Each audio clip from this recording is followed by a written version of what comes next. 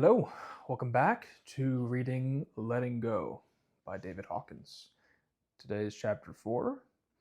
I've been thinking maybe because of the last two videos were so long that maybe I change up how it gets read. I guess let me show you an example. So as you can see, you see where like this bolded text is. It's like a chapter with it. It's not really a chapter. It's, it kind of designates a section within the chapter. Um, I thought about, and there's another one here. I thought about breaking those up into videos, but it looks like this video or this chapter isn't quite as long as the last one. I think it's something like 20 pages. It's probably not that bad. So I'm just gonna keep on doing what I'm doing, and I apologize if the videos are really long because it definitely does take me a minute to get through it because I want to really enunciate it for you, but also like reading it a little slower helps me like actually comprehend what I'm reading. And I notice sometimes I get carried away doing that. So, or like I get carried away going too fast. So, yeah, I appreciate you. Let's get to it. Chapter 4, Apathy and Depression. Apathy is the belief I can't. It is the feeling that we cannot do anything without our situation and no one else can help. It is hopelessness and helplessness. It is associated with thoughts as who cares? What is the use? It's boring. Why bother? I can't win anyway. This is the role exhibited by Eeyore, the gloom character in Eeyore, the gloom character in Winnie the Pooh. Cartoons who say, "Oh well, won't do any good anyway. Discouragement, defeat, impossible, too hard, all alone, give up, isolated, estranged, withdrawn, cut off, desolate, depressed, depleted, unfulfilling, pessimistic, careless, humorless, meaningless, absurd, pointless, helpless, failure, too tired, despair, confused, forgetful, fatalistic, too late, too old, too young, mechanical, doomed, negative, forlorn, useless, lost, senseless, bleak, blasé. The biologic purpose of apathy is to summon aid, but part of the feeling is that no help is possible. Much of the world's population is functioning on the level of apathy. For them, there is no hope that they will be able to meet their basic needs, nor will help the forthcoming from elsewhere. Nor will help be forthcoming from elsewhere. The average person is often apathetic in a number of areas in life, but only periodically faces overwhelming apathy for their whole life situation. Apathy indicates a lack of life energy and is close to death. This was observed during World War II Blitz of This was observed during the World War II Blitz of London. Infants were removed to nurseries and remote safe sections of England where their physical, nutritional, and medical needs were well attended. However, the infants developed apathy and began to fail. They lost their appetites and the death rate was high. It was discovered that apathy resulted from a lack of nurturing and emotional closeness to a mother figure. It was an emotional state and not a physical one. Without love and affection, they lost the will to live. In our country, we see depressed economic areas where an entire local population goes into apathy. When people from such areas appear on the television news, it is often with such comments as, "When the welfare check runs out, I guess we just face starvation. There's no hope for us." Feelings of apathy about the letting go technique itself may appear as resistances. These may take the form of attitudes or thoughts such as, "It won't work anyway. What's the difference? I'm not ready for this yet. I can't feel. I'm too busy. I'm tired of letting go. I'm too overwhelmed. I forgot. I'm too depressed. I'm too sleepy. The way out of apathy is to remind ourselves of our intention, which is to get higher and freer, to become more effective and happy, and to let go of the resistance to the technique itself. I can't versus I won't. Another way out of apathy is to look at the payoff we are getting out of the apathetic attitudes. The payoff may be in the face saving excuses to cover up what is actually fear. Since in reality we are very capable beings, most I can'ts really are I won'ts. Behind the I can'ts or the I won'ts is frequently a fear. Then, when we look at the truth of what is behind the feeling, we have already moved up the scale from apathy to fear. Fear is a higher energy state than apathy. Fear at least begins to motivate us into action, and in that action, we can again surrender fear and move up to anger or pride or courage, all of which are higher states than apathy. Let's take a typical human problem and trace how the mechanism of surrender works to free us from an inhibition. Public speaking is one of the most common inhibitions on the level of apathy in this arena.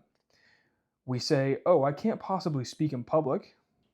It is way too overwhelming. Nobody will want to hear me anyway.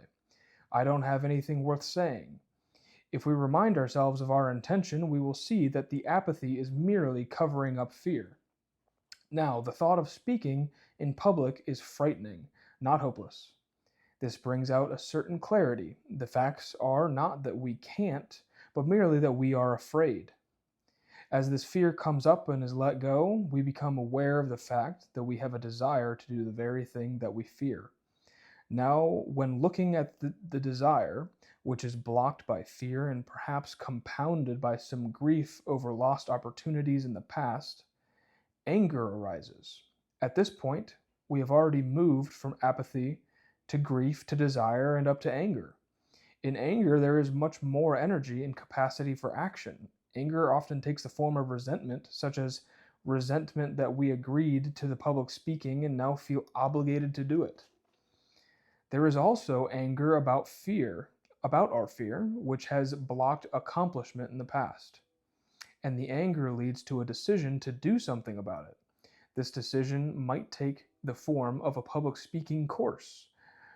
When we sign up for a public speaking course, we have already moved up to the energy of pride, and that we have finally taken the bull by the horns and are doing something about it. On the way to the speaking course, again, more fear will arise. As this is constantly acknowledged and surrendered, we become aware that we have courage in our capacity at least to face our fears and take action to overcome them. The level of courage has a lot of energy. That energy takes the form of letting go of residual fear, anger, and desire, so that in the middle of the speaking class, we suddenly experience acceptance.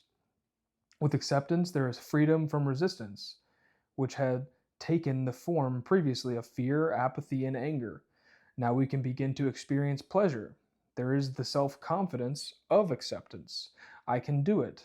The level on the level of acceptance, there is a greater awareness of others, so that in the speaking class we become aware of the pain, suffering, and embarrassment of others in the class and begin to be concerned about them.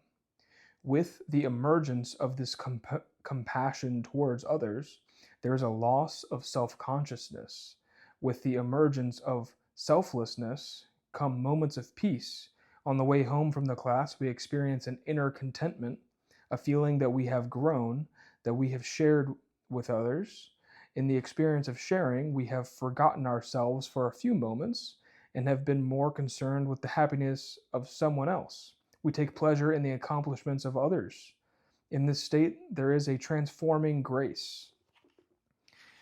The discovery of our inner compassion, a feeling of connectedness with others, and a compassion for their suffering, with the full development of this progression, we might then share with others how we had a fear of public speaking, the steps we took to overcome it, the success we experienced, the increase of our self esteem, and the other positive changes in our relationships. This entire progression is the basis of a great deal of the power of self help groups, the sharing of inner experiences from the lowest to the highest levels on the scale of emotions. That which in the beginning seemed formidable and overwhelming has now been surmounted and handled, with the resultant increase of aliveness and well being. This increase in self esteem then spills over into other areas of life, and the increase in confidence results in greater material abundance and capability in vocational functioning. On this level, love takes the form of sharing and encouraging others, and our activities are constructive instead of destructive. The energy radiated out is then positive and attractive to others, resulting in a constant positive feedback. Once we have experienced this progression up the scale of emotions in any one particular area, we now begin to realize that it can be done in other areas of limitation in our lives. Behind all of the I can'ts are merely I won'ts. The I won'ts mean I'm afraid to, or I'm ashamed to, or I have too much pride to try, or fear I might fail. Behind that is anger at ourselves and circumstances engendered by pride. Acknowledging and letting go of these feelings brings us up to courage, and with that, finally, acceptance and inner peacefulness, at least as it regards the area which has been surmounted. Apathy and depression are the prices we pay for having settled for and bought into our smallness. It's what we get for having played the victim and allowed ourselves to be programmed. It's the price we pay for having bought into negativity. It's what results from resisting the part of ourselves that is loving, courageous, and great. It results from allowing ourselves to be invalidated by ourselves and or others. It is the consequence of holding ourselves in a negative context. In reality, it is only a definition of ourselves that we have unwittingly allowed to happen. The way out is to become more conscious. What does it mean to become more conscious? To begin with, becoming more conscious means to start looking for the truth for ourselves, instead of blindly allowing ourselves to be programmed, whether from without or by an inner voice within the mind, which seeks to diminish and invalidate, focusing on all that is weak and helpless. To get out of it, we have to accept the responsibility that we have bought into the negativity and have been willing to believe it. The way out of this, then, is to start questioning everything. There are many models of the mind. One of the most recent that has been that of the computer. We can look at the mind's concepts, thoughts, and belief systems as programs. Because they are programs, they can be questioned, canceled, and reversed. Positive programs can replace negative ones if we so choose. The smaller aspect of ourselves is very willing to accept negative programming. If we look at the source of our thoughts, begin to identify their origins, and stop the vanity of labeling them as mine, we notice that thoughts can be looked at objectively. We see that their origins were often the early childhood training from parents, family, and teachers, as well as dribbles and drabbles of information we picked up from playmates, newspapers, movies, television, radio, church, novels, and the automatic input from our senses. All of this went on unwittingly without our having exercised any conscious choice. Not only that, but out of our unconsciousness, ignorance, innocence, and naivete. plus the nature of the mind itself, we ended up as the composite of all the negative garbage prevalent in the world. Furthermore, we concluded that it applied to us personally. As we become more aware, we begin to realize that we have a choice.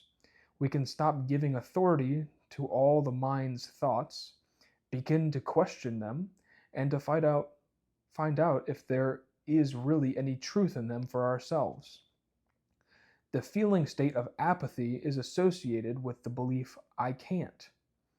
The mind doesn't like to hear it, but in reality, most I can'ts are I won'ts. The reason the mind doesn't want to hear this is because I can't is a cover up for other feelings. These feelings can be brought to awareness by posing the hypothetical question to oneself: is it true that I won't rather than I can't? If I accept that I won't, what situations will be brought up and how do I feel about them? As an example, let's say we have a belief system that we can't dance. We say to ourselves, perhaps that's a cover up.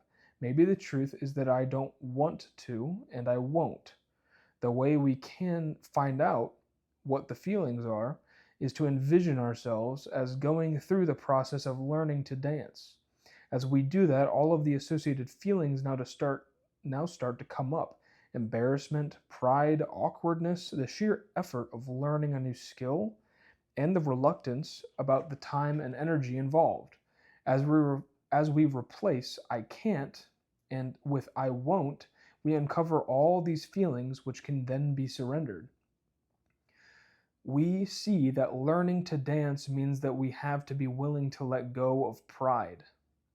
We look at the cost and ask ourselves, am I willing to continue to pay this price? Would I be willing to let go of the fear of not succeeding? Would I be willing to let go of the resisting the effort required? Would I be willing to let go of the vanity so that I can allow myself to be awkward as a learner? Could I let go of the stinginess and smallness and be willing to pay for the lessons and give the time? As all of the associated feelings are surrendered, it becomes very clear that the real reason is unwillingness, not incapacity. It must be remembered that we are free to acknowledge and surrender our feelings, and we are free not to surrender. As we examine our I can'ts and find out that they really are I won'ts, it doesn't mean that we have to go to, it does not mean that we have to let go of the negative feelings that result in the I won'ts. We are perfectly free to refuse to let go. We are free to hang on to the negativity as long as we want. There is no law that says we have to give it up. We are free agents. But it makes a big difference in our self-concept to realize that I want to do something is quite a different feeling than to think that I am a victim and I can't. For instance, we can choose to hate somebody if we want. We can choose to blame them. We can choose to blame circumstances.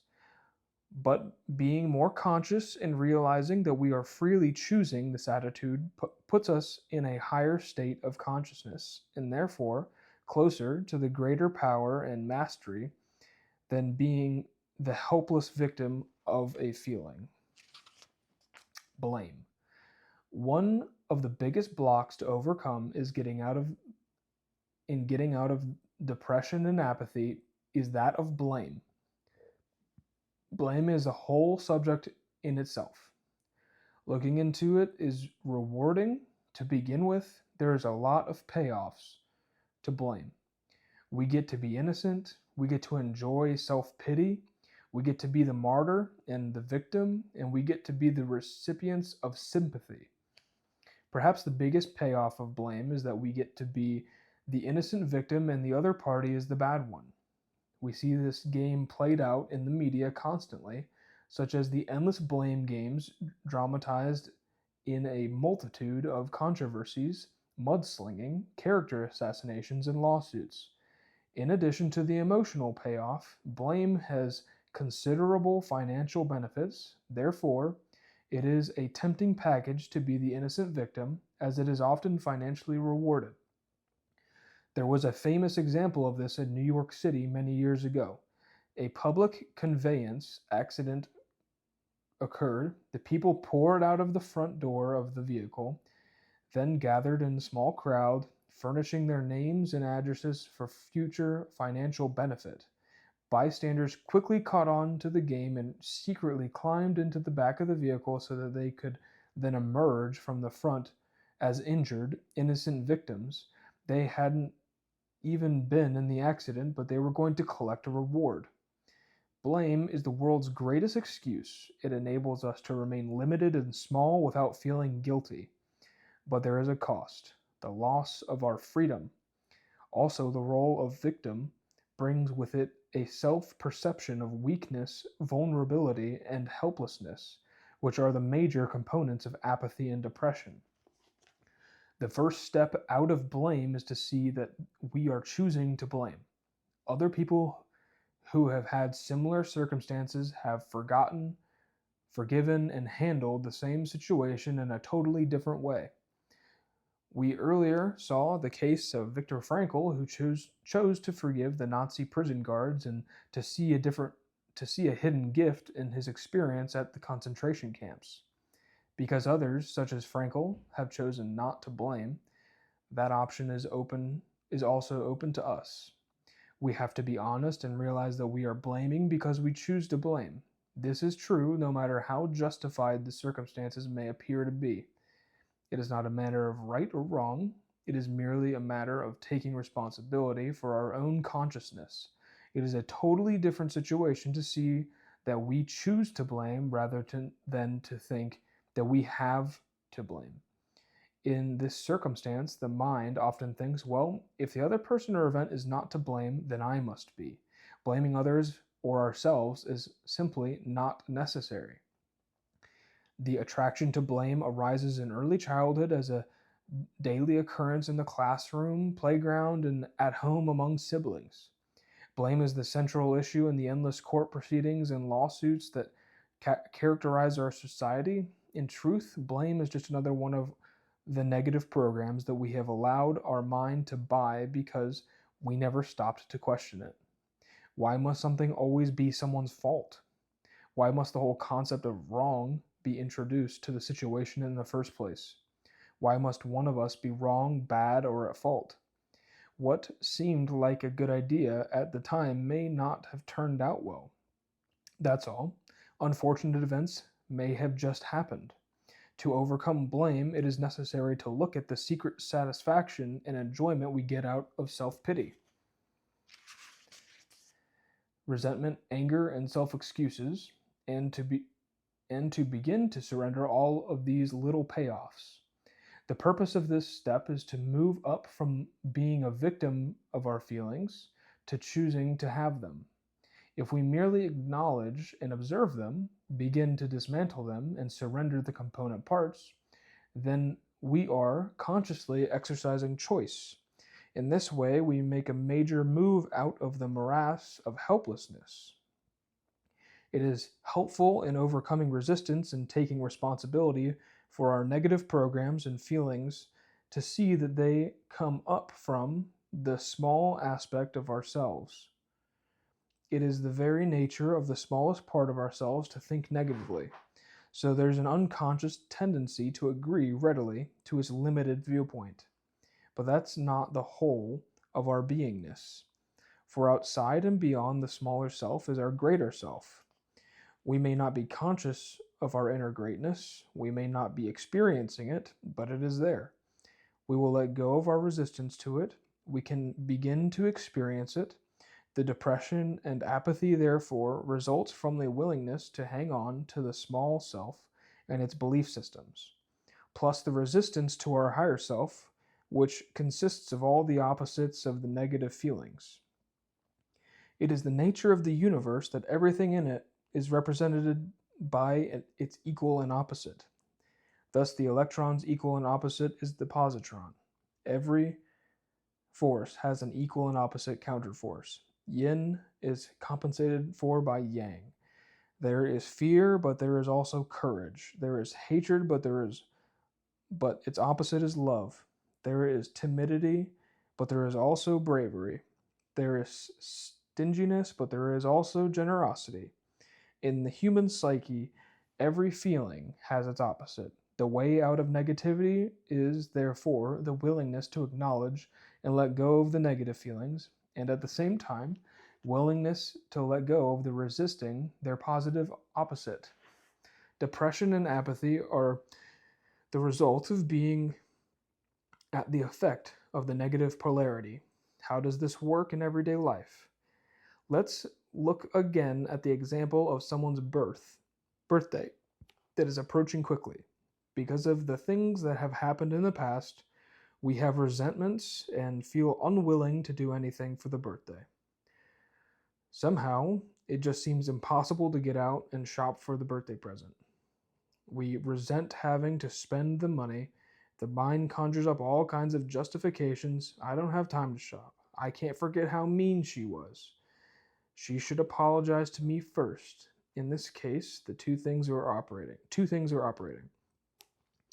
Clinging to the negative and the smallness in ourselves, and resisting the positive and the greatness in ourselves. The way out of apathy is to see, first of all, that I can't is an I won't, and looking at the I won't, we see that it is there because of negative feelings, and as they come up, they can be acknowledged and let go. It is also apparent that we are resisting positive feelings. These feelings of love, generosity, and forgiveness can be looked at one by one. We can sit down and imagine the quality of generosity and let go resisting it. Is there something generous within ourselves? In this case, we may not be willing to apply it to the birthday person in the beginning. What we can begin to see is the existence of such a quality as generosity within our consciousness.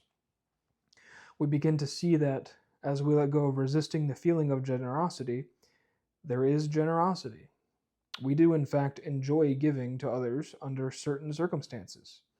We begin to remember the positive flood of feeling that comes upon us when we express gratitude and acknowledge gifts that others have given us. We see that we have really been suppressing a desire to forgive, and we let go of the resistance of being forgiving.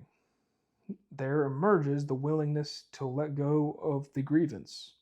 We do this, we stop identifying with our small self and become consciously aware there is something in us that is greater. It is always there, but hidden from view. This process is applicable in all negative situations. It enables us to change the context by which we perceive our current situation. It enables us to give it a new and different meaning. It lifts us up from being the helpless victim to the conscious chooser. In the example given, it doesn't mean that we have to rush out and buy a birthday gift, but it does mean that we are now aware that we are in our current position out of choice. We have total freedom with greater latitude of action and choice.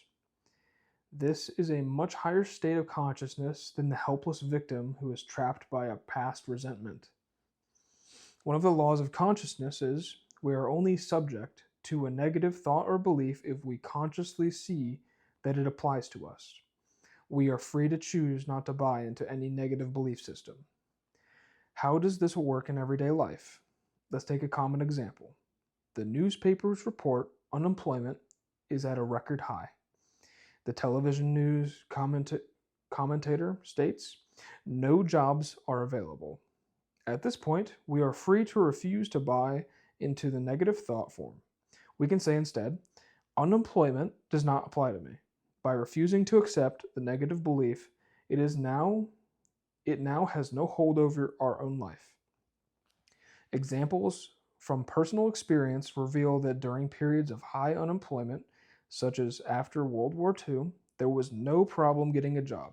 As a matter of fact, one could have 2 or even 3 jobs at the same time: dishwasher, waiter, bellhop, cab driver, bartender, factory worker, greenhouse worker, and window washer. This was the consequence of a belief system that said unemployment applies to others but not me. And where there's a will, there's a way. There was also a willingness to relinquish pride in return for employment. Another example is that of belief systems having to do with epidemic diseases. A few years ago, 14 acquaintances were observed closely during an epidemic of flu. One of the 14 people came down with the flu. One of the 14 people, 8 came down with the flu, but 6 did not. What is important here is that not that 8 people came down with the flu, but that 6 did not. In any epidemic, there are people who do not catch it. Even during the depths of the Depression, there were still people who became wealthy and even millionaires. The thought of poverty was catching in those days, but somehow those people did not buy into it. Therefore, it did not apply to them. For negativity to apply to our life, we must first subscribe to it and, secondly, give it the energy of belief. If we have the power to create negativity manifest in our life, obviously our mind has the power to make its converse come true. Choosing the positive. One surprising effect of the willingness to let go of our inner negativity is the discovery that the polar opposite of our negative feelings exists. There is an inner reality that we can term our inner greatness or higher self. It has much more power than the inner negativity. In return for letting go of the payoffs that we were getting from the negative position, we are now surprised by the positive payoffs that stem from the power of our positive feelings. For example, when we let go of blame, we experience forgiveness. Our higher self, which we might say is the composite of our higher feelings, has almost unlimited capabilities. It can create employment opportunities. It can create situations for the healing of relationships. It has the power to create the opportunity for loving relationships, financial opportunities, and physical healing. As we stop giving authority and energy to all of the negative programs that stem from our own thinking, we stop giving away our power to others and begin to own it back again. This results in a rise of self-esteem, the return of creativity, and the opening of a positive vision of the future that replaces fearfulness. We can experiment with someone with whom we have a poor relationship due to our holding of resentments. We can sit down and say to ourselves that this will merely be an experiment. The purpose for this, we tell ourselves, is strictly to learn that is, we want to become familiar with the laws of consciousness and to watch the phenomena that occur. We acknowledge the payoffs we have been getting from our negative feelings. We surrender each component and at the same time let go resisting that within us, which should be willing to heal the relationship. At this point, it is not necessary to have any personal contact with the other person. We are doing this experiment for our own sake and not for them. We look within ourselves, we ask, what is the anger covering up? Underneath the anger, we are likely to find fear. Aside from the fear, we also find jealousy. We find competitiveness and all the other little components of the feeling complex that have blocked the relationship. This simultaneous letting go of the feeling and letting go of resisting the positive result in a shift of inner energies, and there is an accompanying subtle change in our self-esteem. Letting go of our resistance to the willingness to have something positive happen in the relationship is all that is necessary. We can then just sit back and watch what occurs. In this experiment, we are not interested in whether or not the other person gets it. We are only interested that we get it. We are only interested in moving our own position in the matter, and then we just watch what happens. A very rewarding experience usually ensues, which will take different forms depending on the circumstances. Another cause for apathy is the residual of a previously experienced traumatic overwhelm which has not been resolved. The mind projects onto the future with the expectation that the past will be repeated. When we discover this unconscious dynamic, we can choose to look again at the emotional complex, disassemble it into its component parts, let go of the negative aspects, and let go of our resistance to the positive ones. As we do this, our perspective of the future changes. We can forgive ourselves that at the time of the previous emotional overwhelm, we simply didn't know how to handle it. There were a lot of residuals that left us emotionally disabled at that time. But because in the unconscious mind there is no such thing as time, we can choose any time in the present to heal the past event. As we go through our own emotional healing for our own sake, that past event now begins to take on a different meaning. Our higher self begins to create a new context for it. We can see the hidden gift. We can end up acknowledging with gratitude that it gave us a new opportunity to learn, to grow, and to acquire wisdom. One of the most common areas in which we see this emotional crippling is after divorce. All too often, it is followed by bitterness and the impaired capacity to create a new loving relationship. The unwillingness to let go of the blame continues the emotional crippling, which can go on for years or even a lifetime. When we come upon bitterness, what we have really discovered is an unhealed area in our own emotional makeup, and the effort that we put into healing it will bring enormous rewards. In any situation which involves suffering, we have to ask ourselves, how long am I willing to pay the cost? What were the karmic propensities to begin with? How much blame is enough? Is there a time to call an end to it? How long will I hang on to it? How much sacrifice am I willing to pay to the other person for their wrongs, real or imaginary? How much guilt is enough? How much self-punishment is enough? When will I give up the secret pleasure of the self-punishment? When does the sentence come to an end? When we really examine it, we will always find that we have been punishing ourselves for ignorance, naivete, innocence, and lack of inner education. We can ask ourselves, when was I ever trained in the techniques of emotional self-healing? When I went to school, did they teach me courses on consciousness? Did anyone ever tell me that I had the freedom to choose what went into my mind? Was I ever taught that I could refuse all of the negative programming?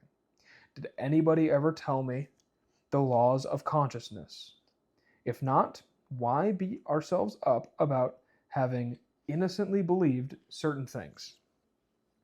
Why not stop beating ourselves up right now? We all did what we thought was best in the moment. It seemed like a good idea at the time, is what we can say about our past actions and those of others. We've all been unwittingly programmed without our conscious consent. Out of our confusion, ignorance, and naivete, we bought into the negative programs. We let them run us. But now we can choose to stop. We can choose a different direction. We can choose to become more aware, more conscious, more responsible, and more discerning. We can refuse to sit there like a blank tape recorder, taking in every program the world hands us. The world is only too willing to exploit our naivete and play upon our smallness, with all its vanities and fears. When we become aware of how we were manipulated, exploited, and taken in, anger is going to come up. Be ready to handle it. It's okay to be angry. It's better to be angry than apathetic by a long shot. In anger, we have a lot of energy. We can do something about it, we can take action, we can change our mind, we can reverse direction. Then it's easy to jump from anger to courage. On the level of courage, we can see it, examine it, and observe how it all happens. We begin to see that our smallness was a bill of goods that we bought. In the investigation, we will stumble upon our own inner innocence. When we rediscover it, we can let go of a lot of guilt. When the guilt goes necessity, necessity for self-punishment goes with it, and that lifts us right out of apathy and depression. We can choose to revalidate ourselves, our value, and our worth, and we can see how others were programmed just as we were. They too were doing what they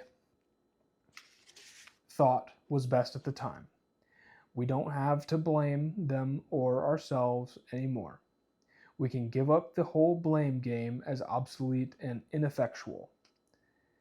The company we keep. Another valuable technique for getting out of apathy, depression, and situations which are predominantly being run by the thought, I can't, is to choose to be with other persons who have resolved the problem with which we struggle. This is one of the greatest powers of self-help groups. When we are in a negative state, we have given a lot of energy to negative thought forms, and the positive thought forms are weak. Those who are in a higher vibration are free of the energy from their negative thoughts and have energized positive thought forms. Merely to be in their presence is beneficial. In some self-help groups, this is called hanging out with the winners. The benefit here is on the psychic level of consciousness, and there is a transfer of positive energy and relighting of one's own latent positive thought forms. In some self-help groups, this is called getting it by osmosis. It is not necessary to know how it happens. Merely that it does happen. It is common to witness this phenomenon. For instance, in our society, most people have been trained to be logical and left-brained in their orientation. However, some people from birth are right-brain oriented. Such right-brain persons are characterized by greater powers of intuition, creativity, telepathic communication, and awareness of thought forms and energy vibrations. Frequently, included among these capabilities is the capacity to see the bioenergy field around the human body called the aura. When in the presence of people with this capacity, it becomes possible to share that capacity. That was true even as a skeptical, logical, left-brain male scientist who was in the company of people with a capacity to see auras. Upon following their instructions on how to see the aura, surprisingly, there was indeed a visible field of light around people's heads. In particular, the aura around one man seemed to be almost like ectoplasm hung predominantly over his left ear. On the right side of his head, however, there was practically nothing to be seen. To know whether this phenomenon was real and not coming from the imagination, it was confirmed by poking someone nearby who was adept at seeing auras. She also saw an aura that was very wide on one side and practically absent on the other. The capacity to see auras was available only when in the presence of others with that capacity. Upon leaving the instructional situation where there had been people who could see auras, the capacity was no longer there. In the following years, when in the company of friends who could see auras, the capacity returned. One time, in the presence of a woman's psychologist at a clinic whose job was that of psychic diagnosis, by means of observing people's auras and their changing color patterns, there suddenly was the capacity not only to see auras, but also to see them in their scintillating colors and watch the aura change in response to fluctuating emotions. Just by talking with her, that capacity was suddenly available. It is as though when we are in the proximity of the auras of other people with certain capabilities, some transfer of ability can take place. Simply put, we are either positively or negatively influenced by the company we keep. It is unlikely that we will overcome inhibition if we choose to be in the company of others who have our same problem. This phenomenon was evident in the case of a divorced woman who came for a consultation. She wanted to know whether or not she should have psychotherapy. Her complaints were a recurrent ulcer and migraine headaches. As the story unfolded, great bitterness over an unfortunately traumatic divorce came forth. She had joined a consciousness-raising feminist group, she said. She described this particular group as almost completely made up of divorced women who were bitter, angry, and hateful of men. As a group, they were getting a lot of payoff from their negativity. In reality, their lives were forlorn and rather pathetic, and they struggled to regain their self-esteem through extremes and marked emotional imbalance. After listening to her story and investigating her life circumstances, it was suggested that instead of psychotherapy, she should follow one simple recommendation for a period of 3 months. If it didn't work, then she could reassess the need for psychotherapy.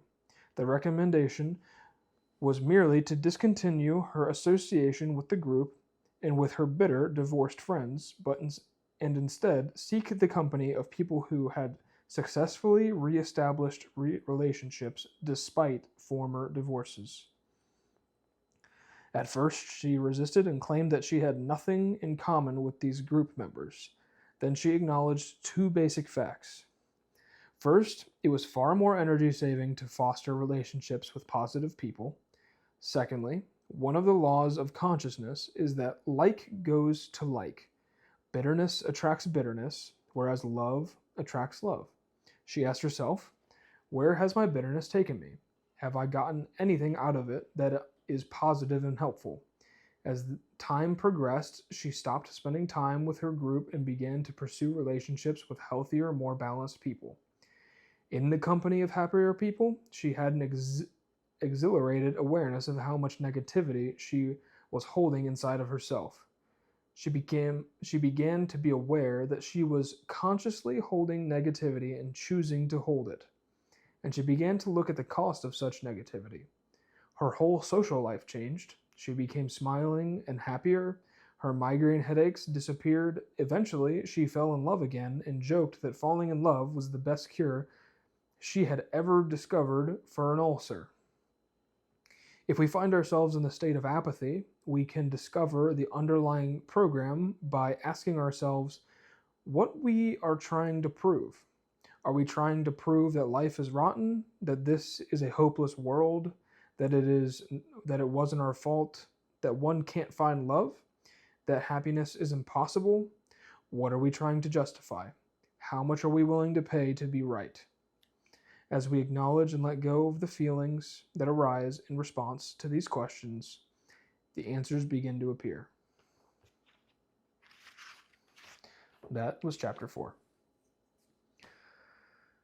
That's quite relevant to what's going on in my life.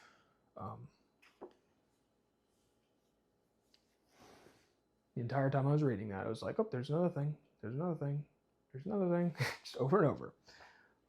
But that was good.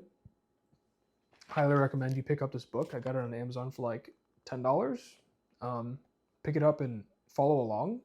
That's probably a good way to really let it sink into your mind. But yeah, I'll see you in the next video.